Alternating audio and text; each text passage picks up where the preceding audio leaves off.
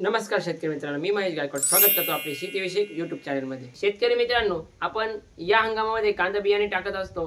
हाताने पारंपरिक पद्धतीने आपण कांदा बियाणे टाकत असतो, परंतु या नवीन हंगामामध्ये आपण रोहितच्या पेरणी यंत्राने कांदा बियाणे कशा प्रकारे पेरता येईल आपल्याला, जेणेकरून आपल्या मेहनतीची आणि वेळेची आपल्याला त्या ठिकाणी बचत करता येईल। तर शेतकरी मित्रांनो, सर्वप्रथम जे आपल्या YouTube चॅनलवरती नवीन असतील त्यांनी चॅनलला सबस्क्राइब करा आणि सोबतच्या नोटिफिकेशन बेल देखील प्रेस करा आणि हा व्हिडिओ खूप माहितीपूर्ण होणार आहे।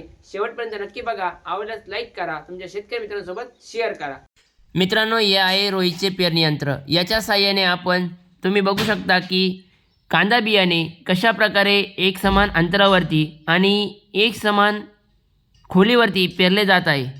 आता आपण यंत्राच्या बियाणे पेटीमध्ये कांदा बियाणे भरत आहोत। बियाणे भरताना घाई करू नका। पेटीमध्ये दगड, काडी कचरा काही जाणार नाही याची काळजी घ्या, कारण अशा गोष्टीमुळे बियाण्याचा जो प्रवाह आहे म्हणजे बी पडतं, त्याच्यामध्ये अडथळा येतो आणि बी एक समान अंतरावरती त्या ठिकाणी पडत नाही।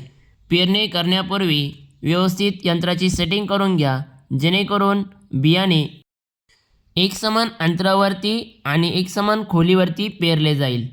मित्रांनो, पेरणीनंतर जमिनीमध्ये पुरेशा प्रमाणामध्ये ओलावा ठेवावा, जेणेकरून जे आपण पेरलेले कांदा बियाणे ते योग्यरित्या त्या ठिकाणी उगवण होईल। या पेरणी यंत्राच्या साहाय्याने अचूक आणि योग्य पद्धतीने त्या ठिकाणी बियाण्याची पेरणी केली जाते।